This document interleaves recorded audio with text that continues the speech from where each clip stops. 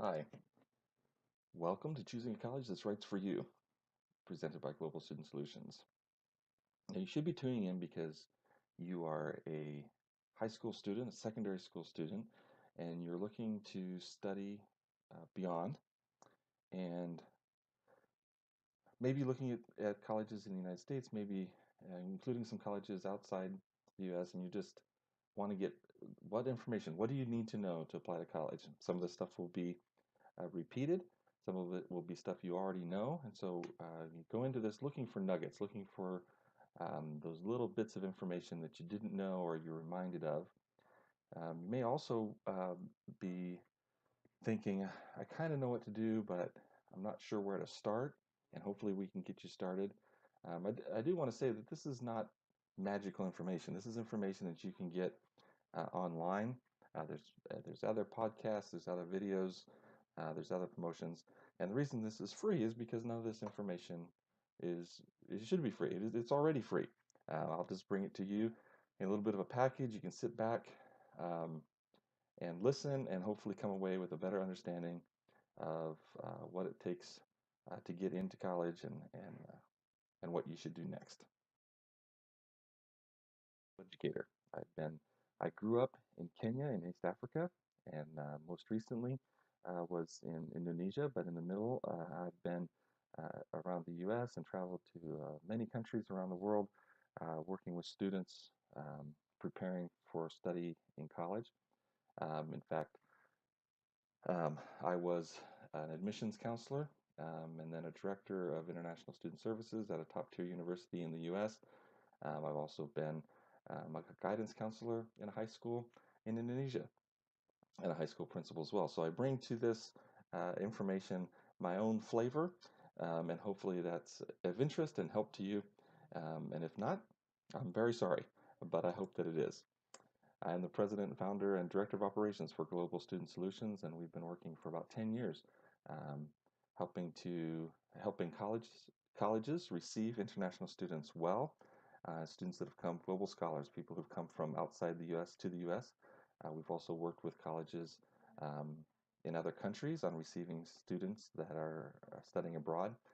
We worked with hundreds of high school students preparing to get into college. We've worked with high schools providing guidance services, all kinds of things. And so I hope that this is helpful.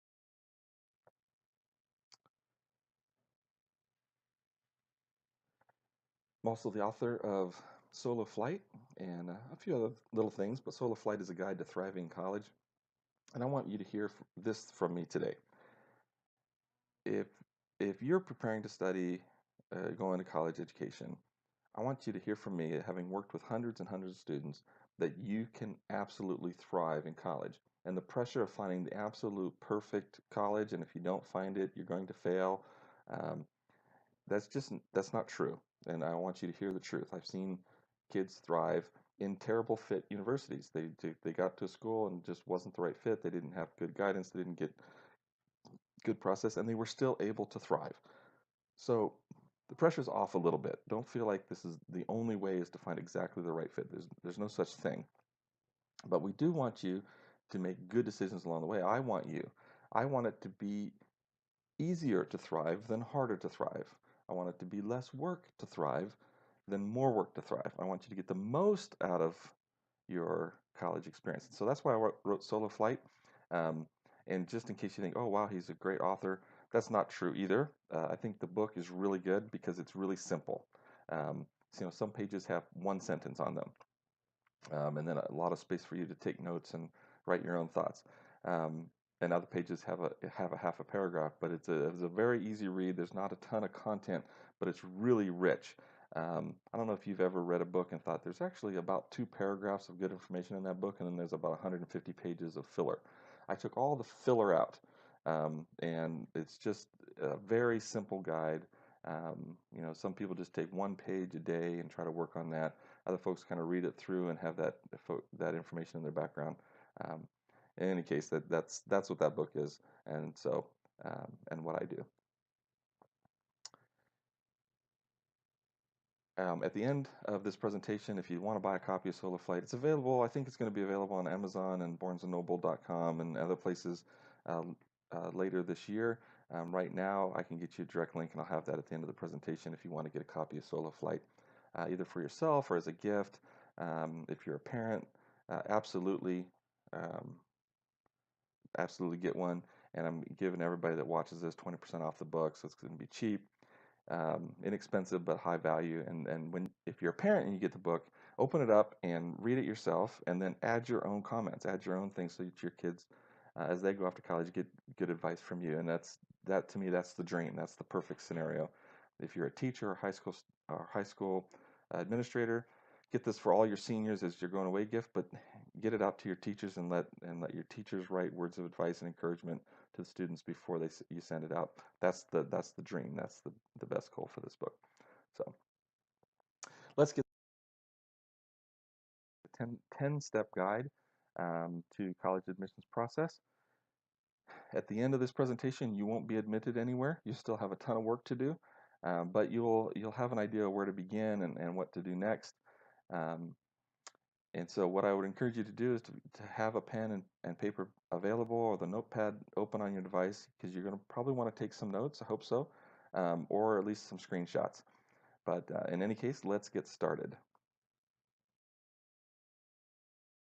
The step one is to start thinking about what you want to study. It's referred to as your major. It's your major um, field of study. And so you're going to want to research possible fields of study. Maybe you know what you want to do, um, but you don't know what people studied to do that. So you're like, okay, I want to be a doctor, so I have to study medicine.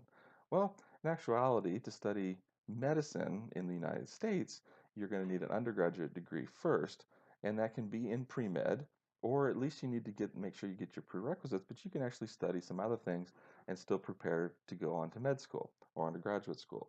And so you need to do some research and to think about what are the areas you want to study. Um, it's perfectly fine as you start to explore that to not know. In fact, in my case, I had no idea. I did a ton of research and did a bunch of tests, assessments to find out what I probably would be good with, people with my personality, or what they ended up studying or what they did as a career. And I still had a lot of questions coming out of high school.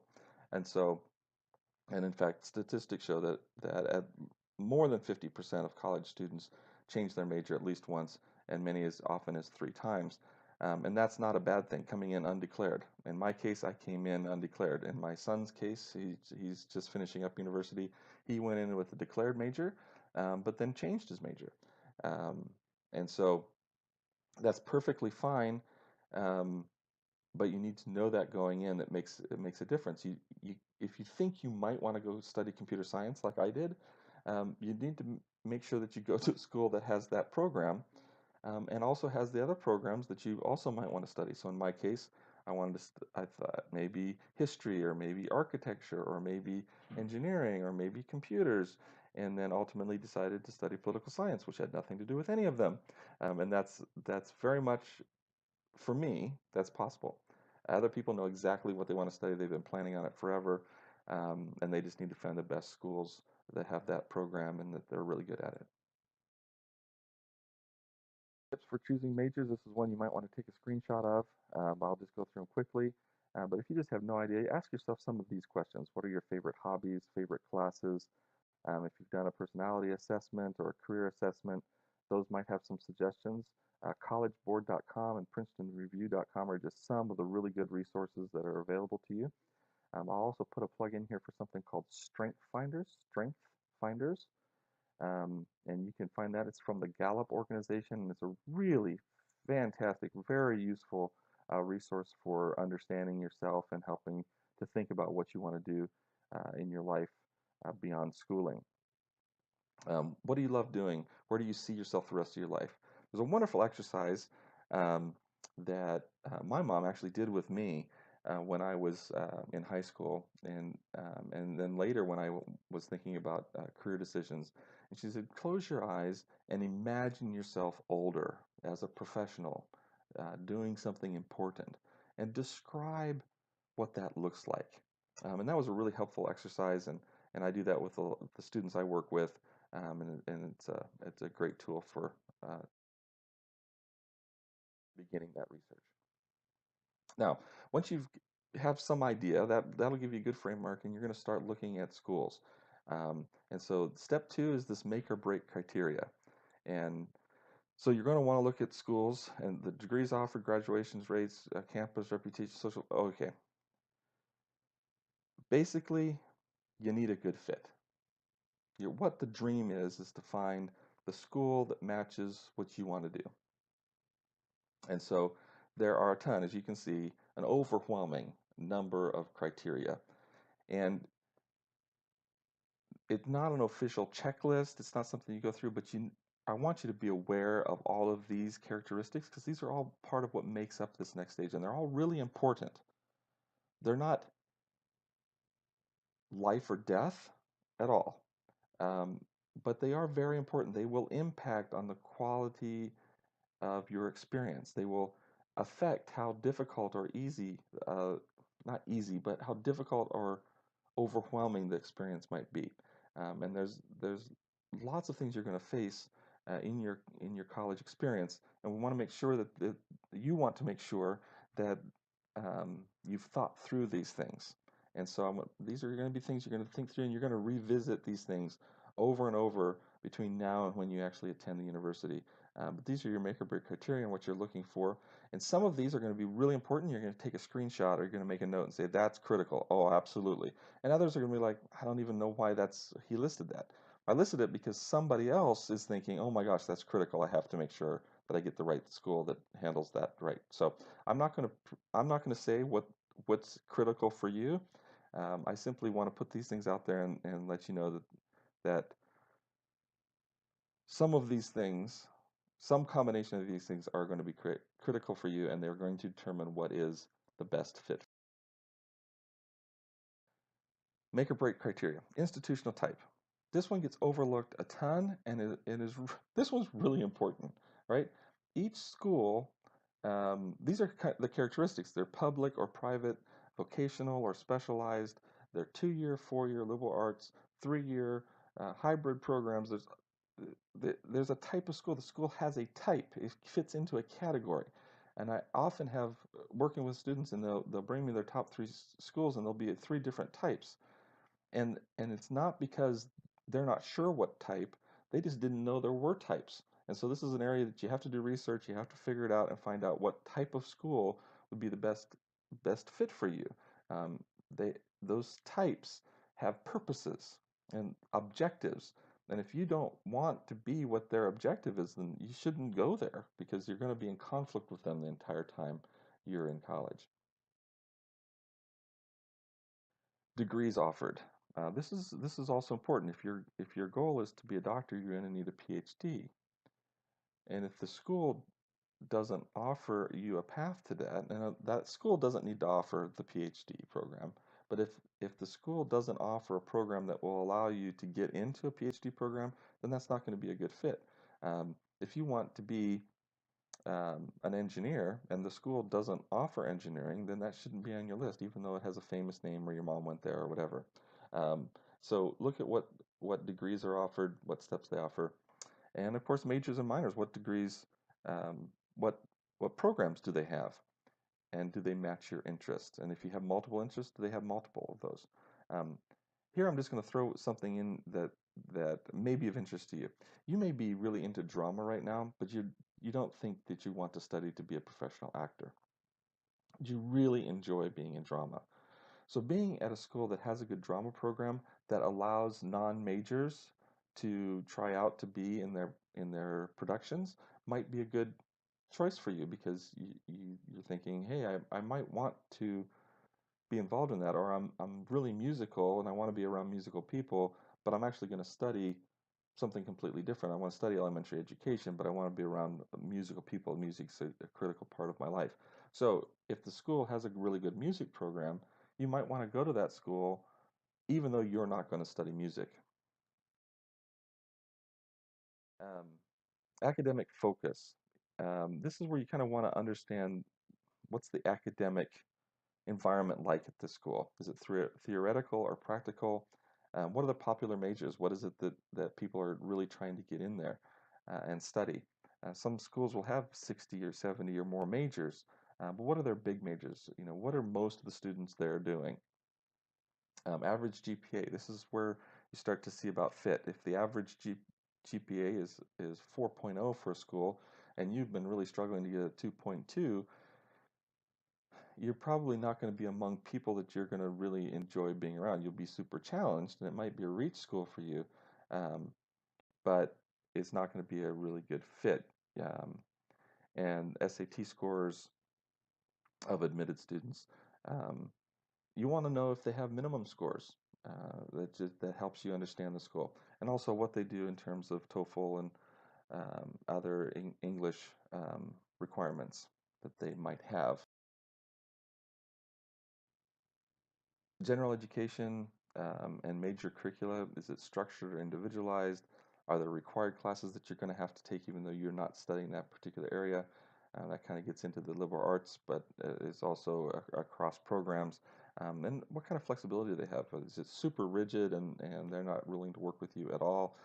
Or is you have good access to their advisors? Those things, again, that all makes a difference. Make or break criteria, let's talk about their graduation rate. How successful are they at what they're trying to do? Um, and if their graduation rate isn't really high, what are the things that impact that? For example, some schools are very elite on who they admit, and because of that, the graduation rates are really high because they only accept students who can be academically successful there. Um, Whereas other schools are willing to take a risk on students and are willing to say, hey, you have potential, let's try. And then it's up to the students. So they have a wider variety. They value having students struggling through the process. And of those, some of the really great leaders in the world came through programs like that. They never would have gotten into an elite program, um, but their growth and thriving came out of a school that took a chance on them. At the same time, it's a higher risk for the school, and their graduation rates may low. So there's lots of nuance in that, um, and you definitely want to do your own investigation, but you also want to talk to experts and get some feedback.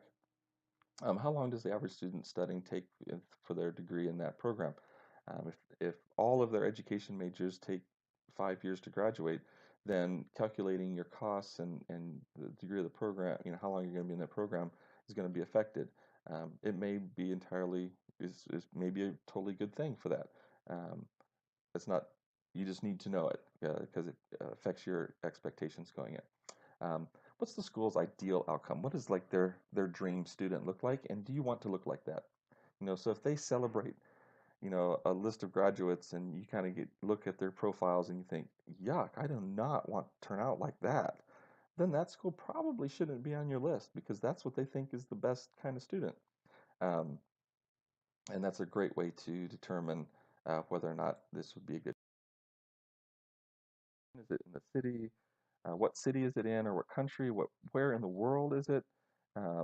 Is it out of town or in town? Is it close to support? Do you have family or friends? So you can narrow down that list from the 4,000 or so universities in the U.S., for example. Where do you begin? Well, maybe narrowing it down by region, down to like where you have an auntie and could be around them, or where you have a cousin in school and you want to be close to them so you can spend holidays with them, or you just really love um, a particular location, and that's always an option. Campus and enrollment size is a huge university, and you just want all that comes with a huge university, or is it small class sizes? Do you want to be in a room that has 500 or 1,000 students and an instructor, or do you want to be in classes that are 25 or 30? Um, Obviously, that makes a difference. It's a different kind of experience. Um, a school may have 5,000 students. That would be a middle-sized school in the U.S. Um, but if 4,000 of them are commuter students, that's a tiny school because only 1,000 students on campus. That's pretty small. Um, and there certainly are schools like that that have larger enrollment but have a lot of commuter students. Junior colleges in the U.S. may have 600 students, but they don't even have a dorm. so you can't live on campus. Graduate and undergraduate student mix. There are schools that focus on their graduate program, and they have an undergraduate student, but and they'll have Purdue University in Indiana is a great example of they have a huge number of students from India, but they're almost entirely in the graduate program. So if an Indian student goes there in the undergraduate program, um, there are lots of Indian students, and that's what they're looking for, but there are few in the undergraduate program. So making friends from India, if that's what they were expecting, would be surprisingly difficult. Faculty. How many faculty does the school have? What's the faculty-student ratio? What's their background description? There are students who've picked their university entirely based on, the author of a book that they just loved and teaches at that school. Um, and that can be an absolutely brilliant way to do it, and they get to know their mentor. Or they can find out they don't have any access to that author who doesn't actually teach any classes they would ever take, and then that can be really disappointing. So there's some ways you want to investigate that. And the faculty motivation, I'll go back to that and just say, why are they teaching there? Do they really love the classroom, or are they doing research there and they have to teach a couple classes as well to stay on? The campus quality or reputation, this goes into national rankings, or if an alumni gives you advice, please do your own research far more. This information, this area is highly subjective. A lot of people will say, well, this such and such university is really famous, I want to go there.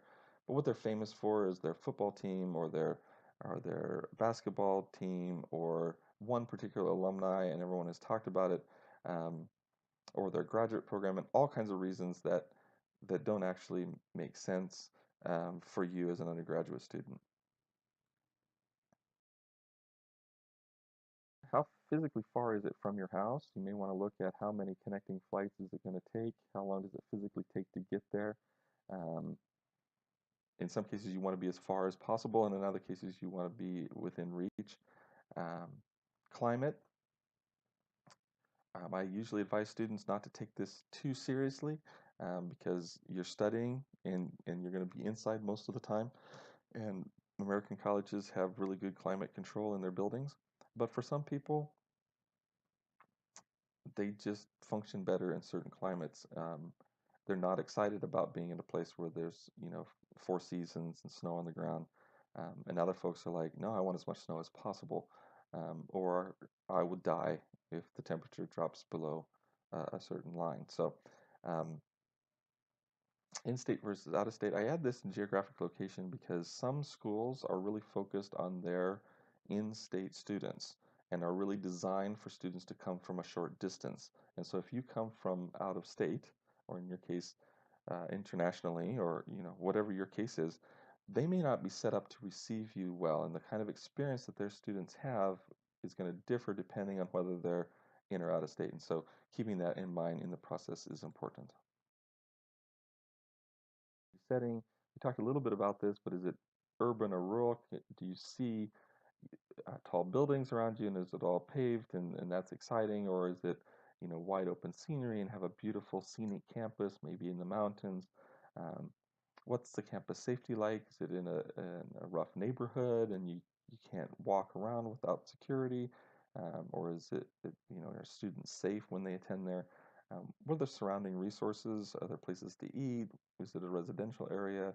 Is it, you know, um, out in the middle of nowhere and you feel trapped by isolation?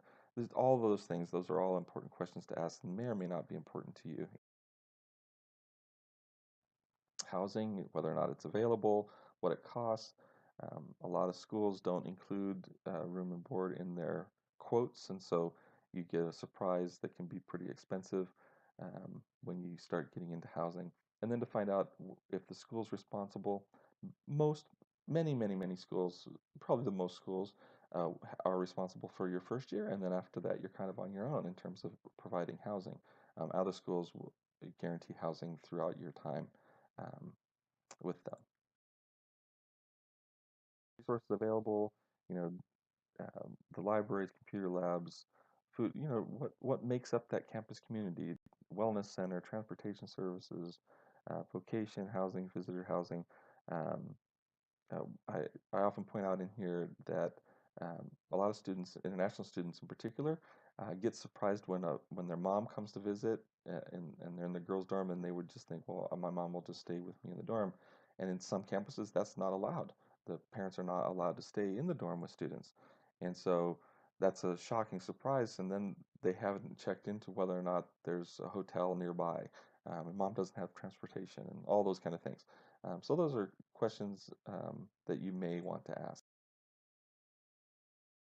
International student programs. If you're coming from outside the United States into the US, you're going to experience either culture shock or reverse culture shock. You're going to have some unique things that um, are just you.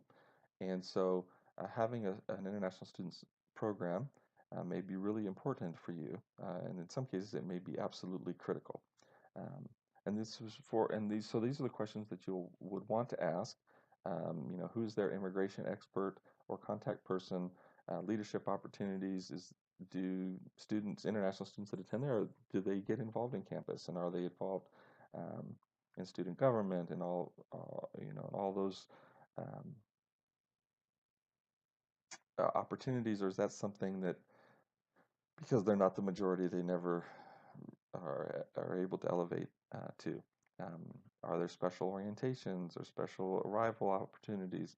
Some schools don't open until a specific date, but your international flights, you can't hit that date exactly. What would you do? Airport transportation and student associations and social programming for international students. Those are the things you might want to ask about. Um, you also want to check and see if they have additional fees for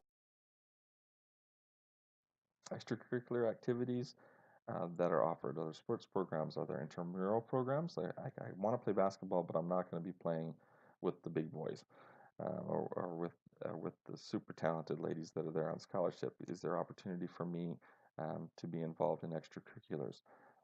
If you've been involved in sports in high school, you want to continue that in college, but maybe not as a representative of school, or maybe you do, and you'll want to see what the opportunities would be for you to participate in the school's sports program.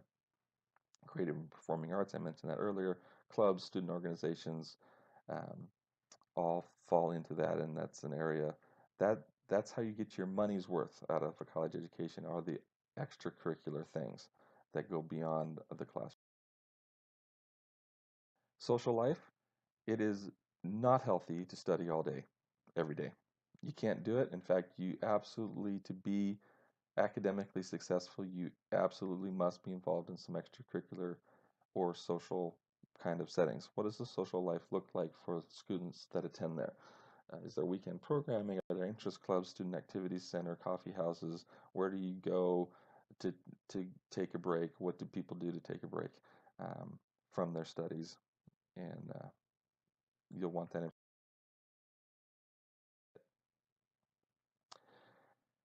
Costs, obviously, looking at the various things that make up the costs, in addition to tuition fees, you've got room and board, books and supplies, basic living costs, transportation, and on and on. And you want to make sure you take all of those things into consideration. For you, financial aid may be important. The sticker price may be more than you're prepared to pay, and so you need to look at financial aid offerings. Um, when you get those packages, they typically come out fairly late, sometimes as late as March or June, between March and June. Um, Sometimes they'll get them out. More and more schools are getting those earlier. How do you apply for financial aid? A lot of places will really be pushing for you to fill out the FAFSA, but if you're not a U.S. citizen, then you cannot fill out FAFSA. It's a federal form for financial aid. And so you're going to fill out the CSS um, or an international student um, application for financial aid.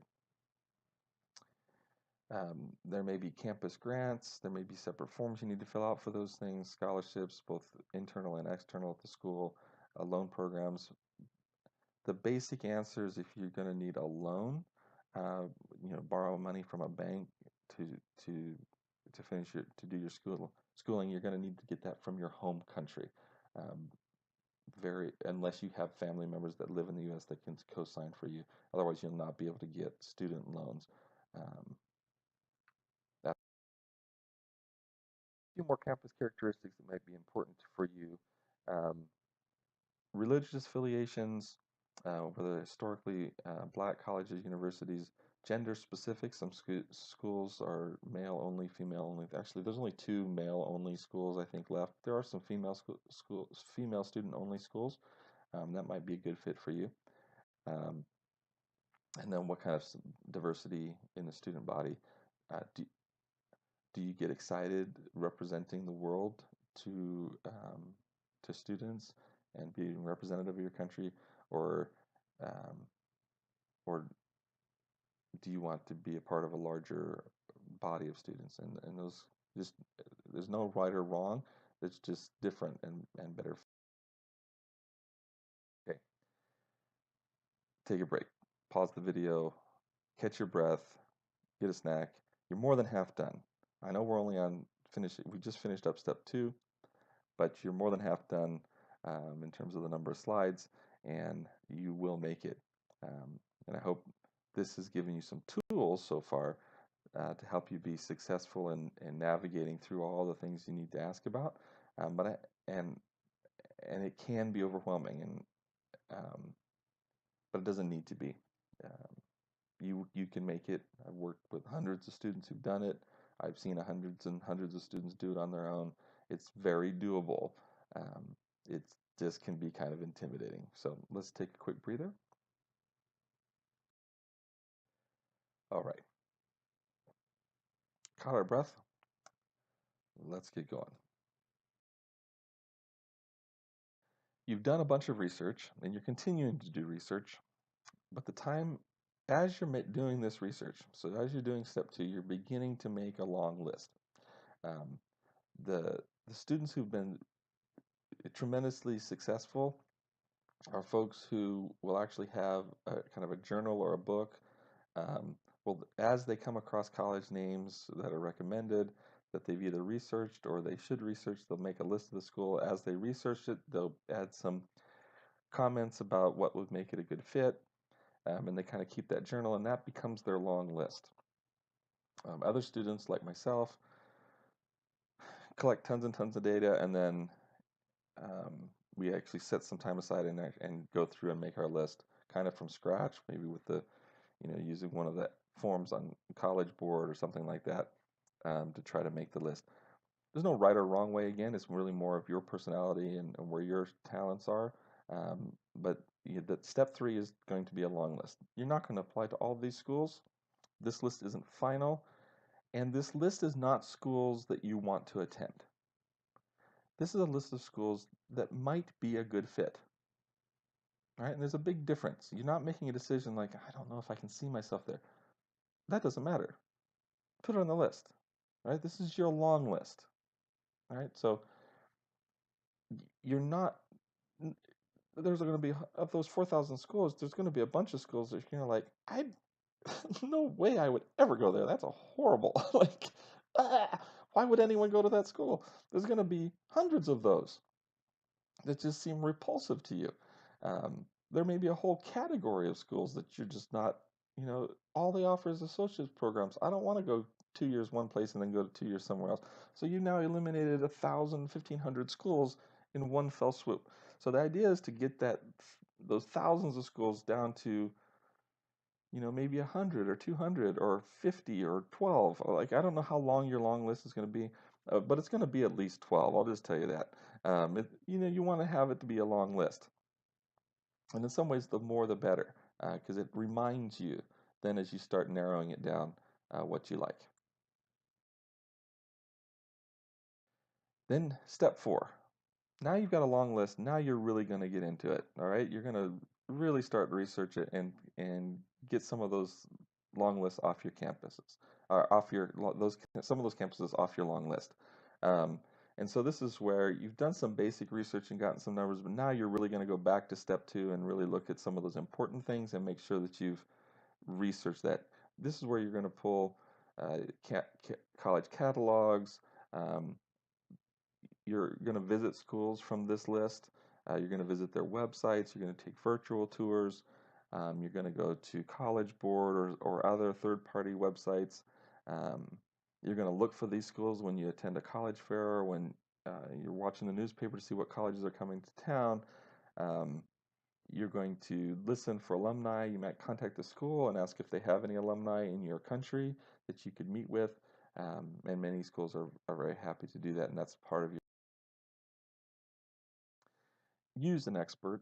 Talk to your high school counselor if you have a college counselor, if you have a campus advisor.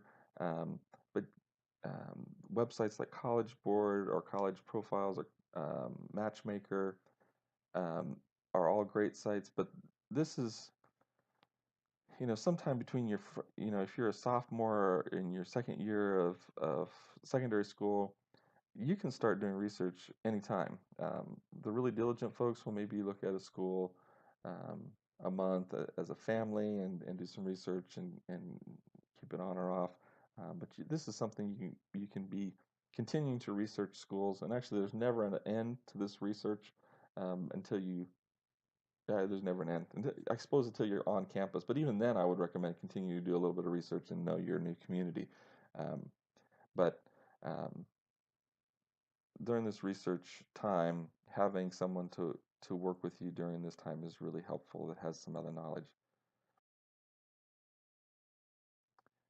The wish list. Um, using the most important criteria from step two, those things that you just like rose out and you're like, these are important. Now you've done your research on those important things. Now you've narrowed down. Now you're going to narrow down your long list to a manageable number. Manageable may vary, right? Some people can manage a longer list. Some people can barely manage three. Um, the the general rule is the 2-3-2 program, 2-3-2 rule, and let me explain that a little bit to you. The rule of 2-3-2 is that you have two reach schools, three fit schools, and two safety schools. These days, more and more people are adding more and more fit schools into their list. So they may have, they've done the research and they found that 12 schools fit their fit criteria. They have the things that are most important to them, and it really comes down to the financial, or it really comes down to which one accepts you, um, and you can't control whether or not they accept you. Um, so you may have more in that category. Let me just explain very quickly, and you can do more research on this on your own. A reach school is a school that you probably won't get into. If you got in there, you'd go. If the finances worked out, you'd definitely go. Um, but in your research, you found that most of their students actually, have more of something than you have coming out of high school. They're maybe stronger academically. Maybe they've got more APs in their history. Um, the average student has an SAT score that's higher than yours. Um, but man, you'd really like to go there. So you're going to have one or two of these schools that are going to be your reach schools. When you're quiet and by yourself, you realize, I'm probably not going to get into these schools, but it'd be pretty cool if I did. And that's a reach school. A safety school it has some of the components I want. I'll definitely get in. I'm stronger than most of their applicants. Um, so I'll definitely get in, and I could definitely go there. It's within our family's budget, um, but hope I get in somewhere else. But I definitely get in this school, and you have two of those. Um, and then your fit schools is this has a lot of the criteria I'm looking for. It's within the budget frames, or there certainly could be within the budget framework for my family, um, and and I'm the type of student that they're looking for. I fit the criteria that they're looking for. They fit the criteria that I'm looking for. That's a fit school. And so that's your middle group, and that's where the bulk of your schools need to be. I've worked with a lot of students who have a lot of what I would say they maybe have 6 reach schools and 1 fit school, or maybe no fit schools and no safety schools. And that can really induce a lot of stress on your senior year, because you'll be waiting to hear back from schools that are very likely to deny you. And I don't know how you handle rejection, but I don't handle it well. And so my story is I didn't even apply to my REACH school. I got all the way through and got it down to the very last step, and then I chickened out because I didn't want to be told no. And I only applied to fit schools, and I got into all my fit schools, which was wonderful. And that doesn't happen for everyone. A lot of people get waitlisted on on their fit schools, um, or something doesn't work out. I got admitted, but it's because I didn't take much risk, and um, I also didn't apply to any safety schools. So I had to wait a long time to find out that I got in to any of the schools because I went to all selective, moderately selective schools in my fit schools, and I didn't have a safety net. So had one of those not worked out, I guess I'd have been taking a forced gap year. And so this wish list, you're compiling this kind of in the summer before your senior year. Um, Maybe the end of your junior year, the end of your third year, before your final year of secondary. It used to be that when I went to school many years ago, um, we did this wish list and this final schools at the end of the first semester of our senior year. That time schedule has moved up, and now you're going to be doing that during the summer before.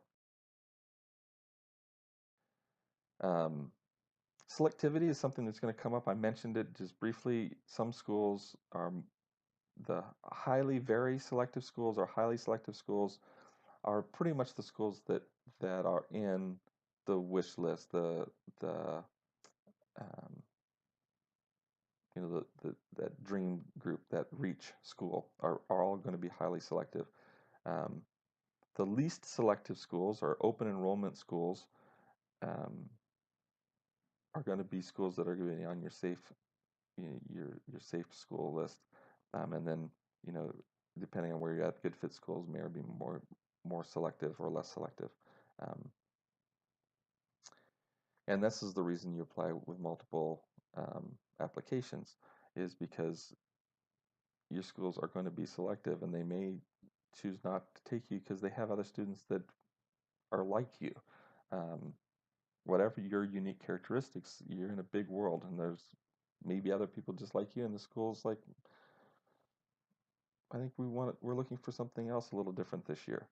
And so you may find out that a friend of yours got in to a school last year, and now you apply there and think it's a safety school, but in actuality, your friends there, so they don't need you. You can't really control that. So you are going to get some denials, very likely, and that's why you apply at multiple places. A lot of websites are going to really push this idea of community college, and it may be right even for some international students. And there are some schools that provide housing in a community college. Community college is are intended for students who don't get in to their to their fit schools, and they need kind of a space keeper, and they're going to earn some credits. The other place they're really good is if you didn't start applying yourself in high school, maybe ever, or maybe not until late, and so your academic record is not as strong as you would like it to be. You'll attend a community college or a junior college, a two-year institution, to get a better GPA, which will allow you to get into a more selective school. And so community colleges can be valuable um, for the best way to really get a feel for college is to personally visit that campus. That's the best. You should visit as many of the schools on your short list as you can. Stay in the dorms, be uncomfortable. If that freaks you out, do it anyway. Sit in classes, take the guided tour, eat in the cafeteria. That's that's the best. If you can do that, that's awesome. If you can't visit those specific schools, um, maybe you can get to one state, and your selections are all over the United States. And you're not going to get to all of them. Visit, but you've got a couple different types. Then visit schools of similar types and get an idea. If you're in 10th grade and you can do a college tour and visit a couple different types of schools, that can really help narrow it down and help you investigate. And there's nothing better than firsthand experience, um, if you can do it. The reality is that campus, there's some other ways that you can do your research. and finish out your research, fulfill your research. You've done a lot of checking, but take virtual tours, um, do additional research, email and call to faculty and staff. You can use the contact page on the campus website. You can acquaint yourself with class offerings. Sometimes you can even um, Skype in and visit a class that way. The more information you have um, will be helpful in your final decision making.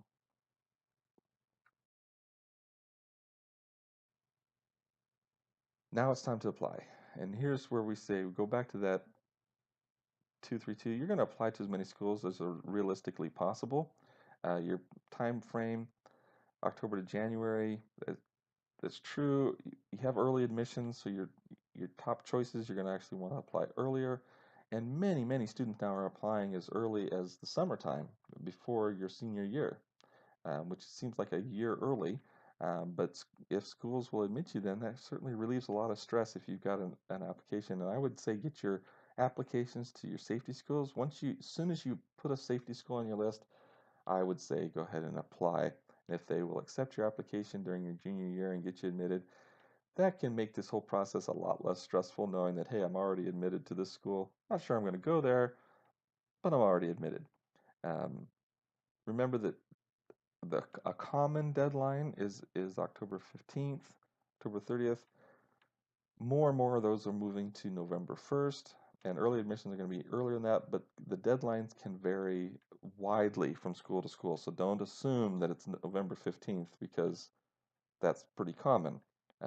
Know that it's going to vary. Money, money, money. For many folks, it comes down to the money. You have a an amount available for higher education, whether that's from your parents or from a sponsor, um, wherever that comes from. Um, if finances are a need for you, you want to apply to as many scholarships as possible. You have to fill out the CSSI profile, and you've got deadlines for that. If you're a U.S. citizen living overseas, you've got to fill out FAFSA. Here's a couple of scholarships out there: fastwebscholarships.com, and there's more. You can do searches. Those scholarships, those all take time, and it's just a matter of what value they are to you. And that's going to take a lot of research. And step 8, if finances are an issue for you, you need to bump step 8 up into step 2 and kind of combine the two and start applying to scholarships early on. But many scholarships will need to know that you've been accepted somewhere to get a scholarship. So um, this is also an area where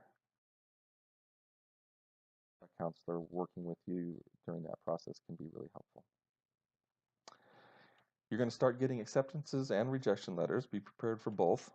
Celebrate with great enthusiasm your acceptances um, and let the rejections roll off your shoulder. They can help you adjust. If you get a first couple of rejections, you may have aimed, your fit schools may have actually been reach schools, and so you may want to reassess your list a little bit. Um, you're also going to be looking for financial aid packages if those are important for you, and you'll need to keep up. Like if you created an email just for college application stuff, make sure that that thing's linked so you get alerts and you can respond quickly in a timely manner. And as you start to get those acceptances, start talking those over with families and mentors and advisors so that you get some outside input into the selection process. And remember, there's only 10 steps. Now it's decision time. You're going to have to make your campus choice. You're going to have to submit a statement of intent. You need to register for classes. And obviously, you're wanting to keep up to date. Um, the saddest situation, and I haven't run across it very often, is a student that gets accepted to school. They're so excited about it but they never sent in their statement of intent, and so they weren't actually able to go to a school that they got admitted to, and that's the worst. I hope that doesn't happen to anyone ever again.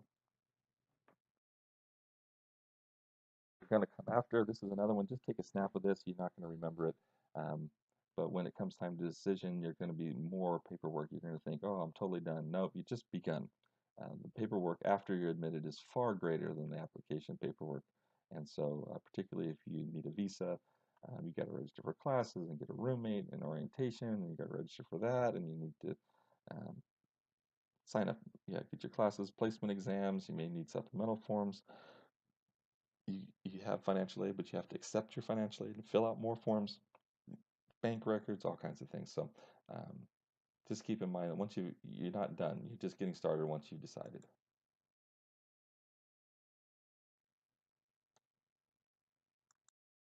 Here's some final tips.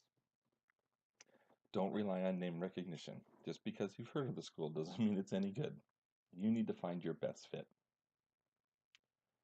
Don't accept generalizations. Don't accept generalizations about colleges. Do your own research. Just because somebody says it's a party school or it's too expensive or you can't get in or it's too easy, do your own research. Don't be afraid to apply to reach schools, but always have a few backup plans. So challenge yourself. You're worth it.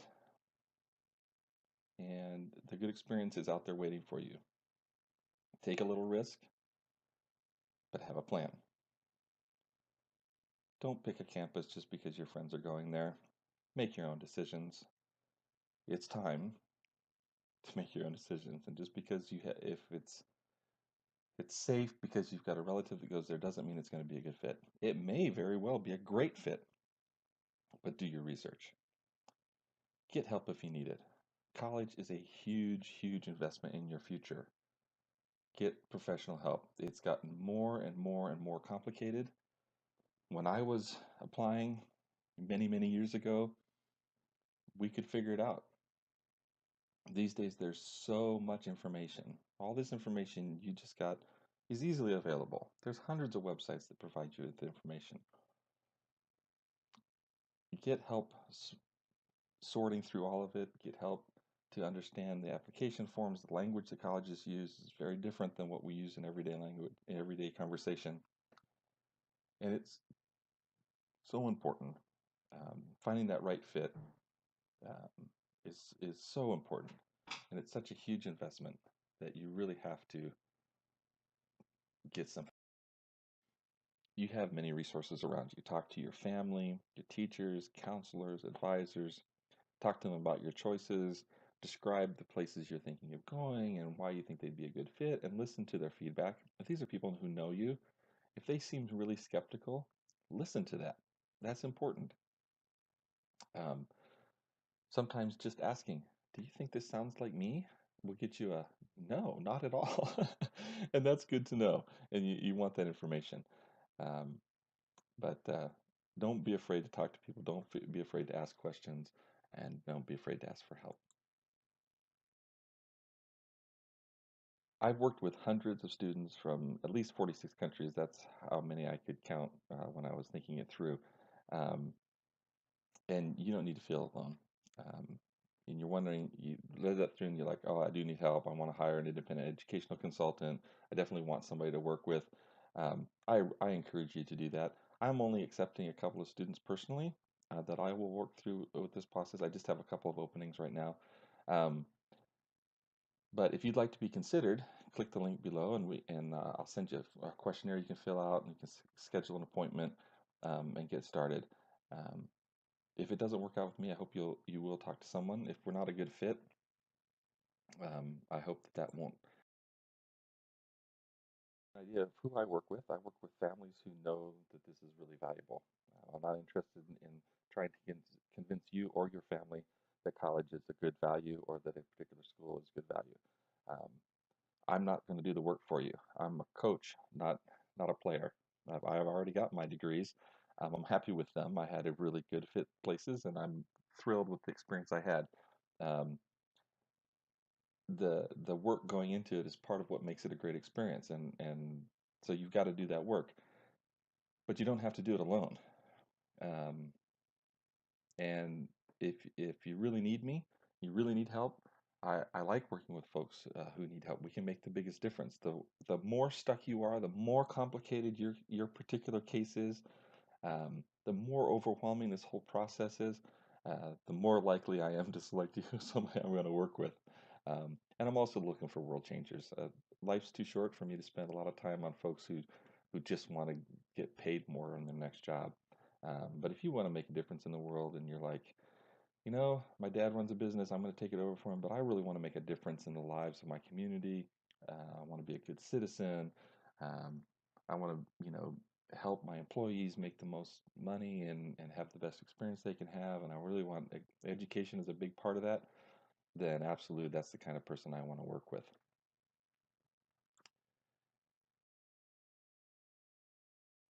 Association of Independent Educational Consultants, 22% of students who entered private colleges and universities in the U.S. had a paid consultant. They hired a paid consultant. Um, that's from 2015. That number has definitely gone up. It's the fastest growing educational support service in the world. And so I'm sure that's gone up. Give you an idea of cost. Um, average family pays between $3,000 and $10,000. The reality is a lot of these programs actually charge in such a way it's hard to figure out how much the family ended up paying. Um, the very top consultants charge a premium, um, and some families like having a Mercedes, and other folks are fine driving, uh, the local Yugo or whatever the cheap vehicle they can get. So there are professionals that will do this at very low cost. Your school may provide a professional for free to you, and you should definitely use the resources that are available to you. But don't be afraid to pay a little bit. That's what it costs. And so if a professional is going to dedicate their time and energy, that's going to be at a premium. So just to give people an idea of what that range looks like. If you think higher education, you're going to spend $200,000 on a top tier private education, um, it, paying 5% to make sure that that's a good fit, or to help you through that process, um, is well worth the cost. Um, just a little explanation of why I limit my students. Um, it, I just want to do a really good job. I like to get to know students. It's fun for me. I maintain these contacts over a long period of time. I like to get to know your story. I think why some of my students have been so successful in getting into top tier universities around the world is that we really got a chance to get to know each other. I was able to give them good advice. I get to spend extra time researching colleges for them and getting new up to date information. And I can't do that for hundreds and hundreds and hundreds of students. Um, I can only do it for a few at a time and do a really good job. So that's why I limit the number I work with. I limit the number of appointments for the free consultation. I set aside some time over the next couple of weeks to meet with students and to see if I think we'd be a good fit to work together, and to see if I can be helpful. And for some people, they use that free consultation just to get asked the questions that came up during this session. Absolutely, as long as there's free spots, go ahead and do that. Um, if you really are looking for an independent education consultant, you think, hey, this guy knows what he's talking about, and I think I'd like to work with him. He sounds like a fun guy.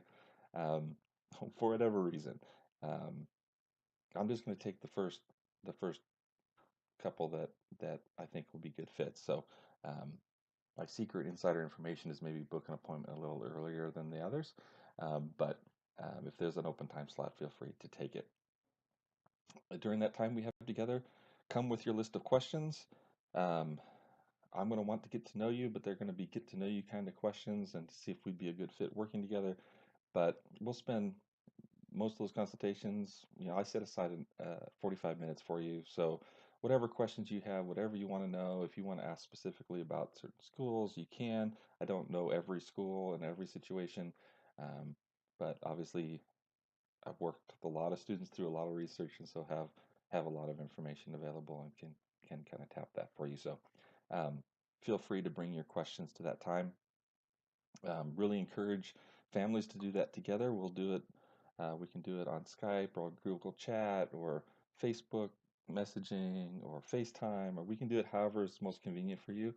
If we need to set up, if your parents are in a different location than you and you'd like them to be in on the call, absolutely we can do that. We can do multiple um, participants. So whatever works best for you. um, I'm happy to accommodate during that consultation. So we'll set that up. You can click the link below. It says click here, click it, and that'll send you to where you can make an appointment and we can get this process started. Promised. Um, you can get a copy of the book. Just click on the book right here, and it'll send you to the link where you can get a copy. And I've already uh, let them know that because you watch this video, I'm going to give you 20% off the book. I hope it's helpful for you as you make your choice. So if you don't need me, great. I hope this was useful to you, and we'll give you the discount anyway. Um, if um, I hope it has been useful. I hope you will be able to take away a nugget, something, um, so that you can share with your friends, or will help you make a better decision. The ultimate goal: I want you to get into a great university that's a good fit for you, where you can be successful and thrive and get the most out of your college experience and go on and change the world. Thanks for listening. It's been great.